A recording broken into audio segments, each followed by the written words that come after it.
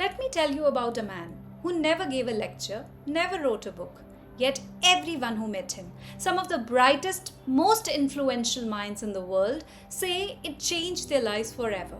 Who was this man? And what he did is unlike anything you've seen before.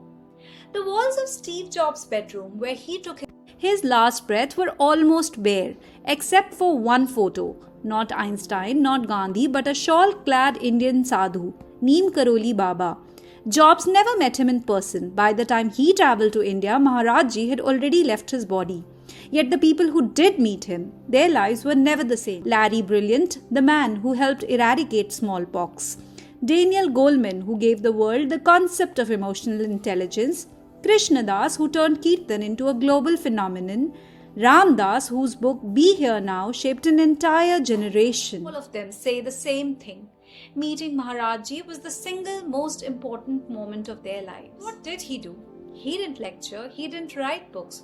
Often, he just sat wrapped in a blanket, laughing, scolding, feeding people jalebis. And yet, something happened.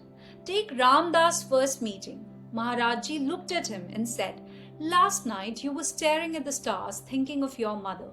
She died 6 months ago of spleen." Ram Das was stunned. It was true. Later, he handed Maharaj Ji a handful of LSD pills, enough to kill a man.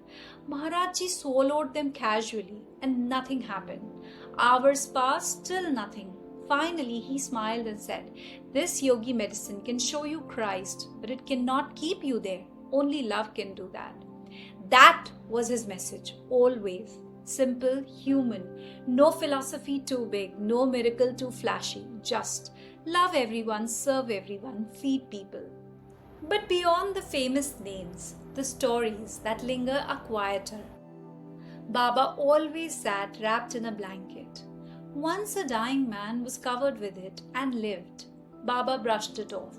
"There are no powers in me, only God's compassion." Once in his younger years, Baba was travelling in a first-class train compartment.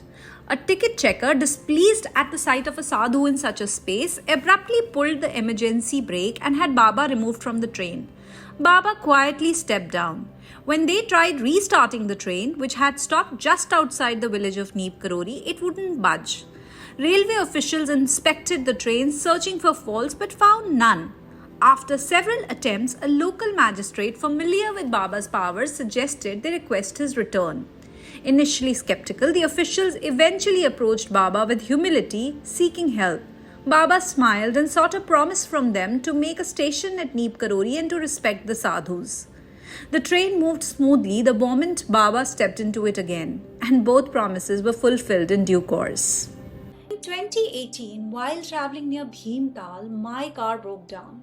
A passerby suggested we walk 150 meters to the mandir of Kenchi Dham. I had faintly heard of Neem Karoli Baba but expected nothing. When I went in, a group of bhakts were singing the Hanuman Chalisa. My feet froze, tears came and I couldn't move. It felt like stepping into another world, like a beloved elder whispering, "It's going to be okay." Since then, each visit brings the same inexplicable peace, a familiarity I can't explain. Devotees tell similar stories. Travelers finding their ways, healings that baffle doctors, food appearing where none was. These aren't lab proofs, but to those who lived them, they were undeniable. Baba's message stayed simple. Love everyone, serve everyone, compassion, humility, surrender. Not philosophy, but practice. The real miracle wasn't trains stopping or food multiplying. It was hearts softening and anger dissolving.